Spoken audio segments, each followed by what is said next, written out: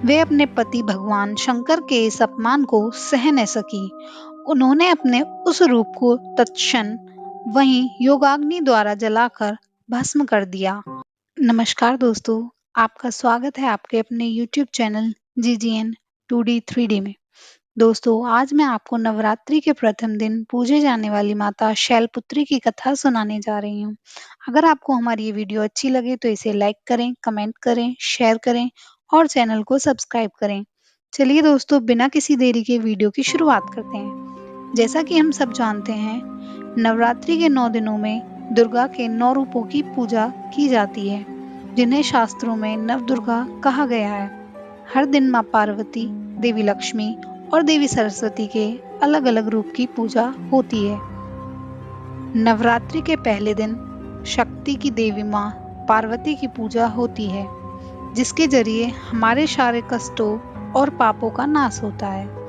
अगले दिन धन की देवी लक्ष्मी के तीनों रूपों की पूजा की जाती है और धन धान्य की कृपा अपने पर बनाए रखने के लिए देवी का आशीर्वाद मांगा जाता है। नवरात्र के आखिरी 3 दिन विद्या, ज्ञान और बुद्धि की देवी माँ सरस्वती के तीनों रूपों की पूजा की जाती है। इस तरह नवरात्रि के 9 दिनों की पूजा संपन्न होती है। प्रथम नवरात्र पर माँ शैलपुत्री की पूजा की जाती है। यह माँ दुर्गा का पहला स्वरूप माना गया है। इसमें माँ पर्वतराज हिमालय की पुत्री पार्वती के रूप में संपूर्ण हिमालय पर विराजमान दिखाई देती हैं। माँ शैलपुत्री के दिव्य स्वरूप पर गौर करें तो उनके एक हाथ में त्रिशूल है, एक हाथ में कमल। माँ की सवारी वृषभ की है। माता के दर्शन को आया हर भक्त उनके दिव्य रूप के रंग में रंग जाता है। चलिए इनकी कहानी सुनते हैं। शैलराज हिमालय की कन्या होने के कारण इन्हें शैलपुत्री कहा गया। मान्यता है कि शैलपुत्री अपने पूर्व जन्म में राजा दक्ष की पुत्री और भगवान शिव की पत्नी सती थी। एक बार प्रजापति दक्ष ने एक बहुत बड़ा यज्ञ किया।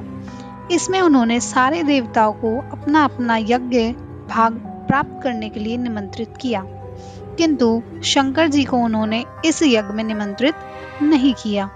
सती ने जब सुना कि उनके पिता एक अत्यंत विशाल यज्ञ का अनुष्ठान कर रहे हैं, तब वहां जाने के लिए उनका मन व्याकुल हो उठा। अपनी यह इच्छा उन्होंने शंकर जी को बताई। सारी बातों पर विचार करने के बाद उन्होंने कहा, प्रजापति दक्ष किसी कारणवश हमसे रुष्ट हैं। अपने यज्ञ में उन्होंने सारे देवताओं को निमंत्रित किया है। उनके यज्ञ भाग भी उन्हें समर्पित किए हैं, किंतु हमें जानबूझकर नहीं बुलाया है, कोई सूचना तक नहीं भेजी है। ऐसी स्थिति में तुम्हारा वहां जाना किसी प्रकार भी श्रेयस्कर नहीं होगा। शंकर जी के इस उपदेश से सती का प्रबोध नहीं हुआ। पिता का यज्ञ देखने वहां जाकर माता और बहनों से मिलने की उनकी व्याकुलता किसी प्रकार भी कम न हो सकी। उनका प्रबल आग्रह देखकर भगवान शंकर जी ने उन्हें वहां जाने की अनुमति दे दी।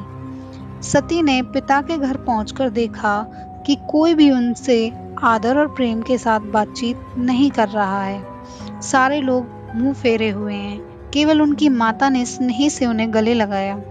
बहनों की बातों में व्यंग्य और उपहास के भाव भरे हुए थे।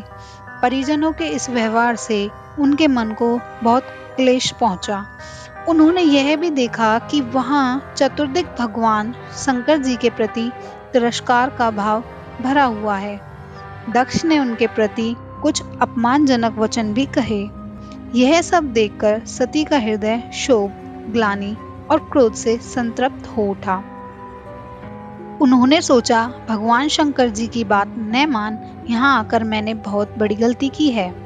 वे अपने पति भगवान शंकर के इस अपमान को सह न सकी। उन्होंने अपने उस रूप को तत्क्षण वहीं योगाग्नि द्वारा जलाकर भस्म कर दिया। वज्रपात के समान इस दारुण दुखद घटना को सुनकर शंकर जी ने क्रुद्ध हो अपने गणों को भेजकर दक्ष के उस यज्ञ का पूर्णतः विध्वंस करा दिया। सती ने योगाग्नि द्वारा अपने शरीर को भस्म कर अगले जन्म में शैलराज हिमालय की पुत्री के रूप में जन्म लिया। इस बार वे शैलपुत्री नाम से विख्यात हुई। उन्होंने शैलपुत्री के रूप में जन्म लिया और फिर भगवान शिव से शादी की। इस जन्म में इन्हें हेमवती भी कहा गया। उपनिषदों के अनुसार देवी पार्वती ने विभिन्न देवताओं के घमंड को चूर किया था। इस पर देवताओं ने सर्वसम्मति से उन्हें शक्ति के रूप में स्वीकार किया। कहते हैं कि भगवान शिव को भी शक्ति देवी पार्वती से ही मिलती है। पार्वती, हेमवती भी उन्हीं के नाम हैं। उपनिषद की एक कथा के अनुसार इन्हीं ने हेमवती स्वरूप से देवताओं का गर्भभंजन किया था। शिव की घोर तपस्या करने वाली शैलपुत्री को समस्त वन्य जीव जंतुओं का रक्षक माना जाता है। शैलपुत्री उन सभी भक्तों का ध्यान रखती हैं जो योग, साधना, तप और अनुष्ठान के लिए पर्वतराज हिमालय की शरण लेते हैं। खासतौर पर पर्वतीय इलाकों जैसे जम्मू कश्मीर, हिमाचल, पूर्वांचल, नेपाल आदि में इनकी पूजा की जाती है। भारत के उत्तरी प्रांतों में भी दुर्गम स्थलों पर बसी बस्ती में सबसे पहले शैलपुत्री के मंदिर की स्थापना की जाती है। इससे उस स्थान को हमेशा के लिए सुरक्षित मान लिया जाता है। इसके पीछे यह विश्वास भी होता है कि मां शैलपुत्री की कृपा से बीहड़ से बीहड़ जगह भी जल्दी ही संपन्न हो जाएगी। वाराणसी के अलईपुर क्षेत्र में मां शैलपुत्री का मंदिर है। मान्यता है कि नवरात्र के पहले दिन इनके दर्शन से भक्तों की हर मुराद पूरी होती है। वैवाहिक बाधा हो या पुत्र प्राप्ति की अभिलाषा, मां अपने दर पर आने वाले हर भक्त की आकांक्षा पूरी करती है। मां शैलपुत्री के इस मंदिर के बारे में एक कथा भी प्रचलित है। बताया जाता है कि माता एक बार किसी बात पर भगवान शिव से नाराज होकर कैलाश से काशी आ गई और जब भोलेनाथ उन्हें मनाने आए तो उन्होंने महादेव से आग्रह किया कि यह स्थान उन्हें बेहद प्रिय लगा। तभी से माता अपने दिव्य रूप में यहाँ विराजमान है। धन्यवाद दोस्तों। अगर ये वीडियो आपको पसंद आई तो वीडियो को शेयर करें और ऐसे ही इंटरेस्टिंग वीडियोस देखने के लिए हमारे चैनल को सब्सक्राइब करें। वीडियो को लाइक करें, बेल आइकन को प्रेस करें। धन्यवाद दोस्तों, मिलते हैं नेक्स्ट वीडियो में।